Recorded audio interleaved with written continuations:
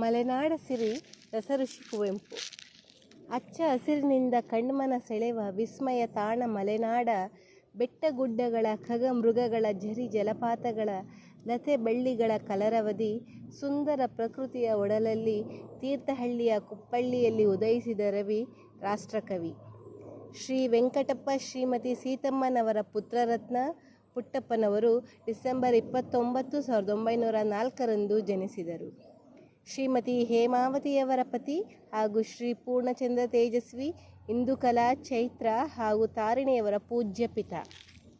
ಕನ್ನಡ ನಾಡಿಗಾಗಿ ಮಿಡಿದ ಹೃದಯ, ಕನ್ನಡ ಭಾಷೆಯ ರಸಋಷಿ, ನೆನಪಿನ ದೋಣಿಯಲ್ಲಿ ಆತ್ಮಕಥೆಯ ಕರ್ತೃ, ಶ್ರೀ ರಾಮಾಯಣ ದರ್ಶನ ಮಹಾಕಾವ್ಯಕ್ಕೆ ಜ್ಞಾನಪೀಠ ಪ್ರಶಸ್ತಿ ಪಡೆದ ಅಗ್ರಮಾನ್ಯ ಕವಿ.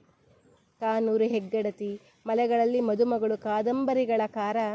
ಆಡು ಮುಟ್ಟದ ಸೊಪ್ಪಿಲ್ಲ ಅನ್ನುವ ಹಾಗೆ ಕಾವ್ಯ, ಕವನ ಸಂಕಲನ, ಕಾದಂಬರಿ, ವಿಮರ್ಶೆ, ನಾಟಕಗಳು ಹಾಗೂ ಶಿಶು ಸಾಹಿತ್ಯದ ಕ್ಷೇತ್ರಗಳಲ್ಲಿನ ಚಾತುರ್ಯ ಸಾಹಿತಿ. ಹಳ್ಳಿಯಿಂದ ವಿಶ್ವದೆಡೆಗೆ ವಿಶ್ವಮಾನವ ಸಂದೇಶ ಸಾರಿದ ಯುಗದ ಕವಿ, ಜಗದ ಕವಿ, ಕ್ರಾಂತಿಕವಿ, ರಾಷ್ಟ್ರಕವಿ. ಪದ್ಮಭೂಷಣ, ಪದ್ಮವಿಭೂಷಣ, ಕೇಂದ್ರ ಸಾಹಿತ್ಯ ಅಕಾಡೆಮಿ ಪ್ರಶಸ್ತಿ, ಪಂಪ ಪ್ರಶಸ್ತಿಗಳನ್ನು ಪುರಸ್ಕೃತರಾಗಿ ನವೆಂಬರ್ 11, 1994 ದೈವಾಧೀನರಾಗಿ ಕವಿಶೈಲದಲ್ಲಿ ನೆಲೆಸಿರುವ ರಸಋಷಿ ಕುವೆಂಪುರವರಿಗೆ ನನ್ನ ನುಡಿ ನಮನಗಳು.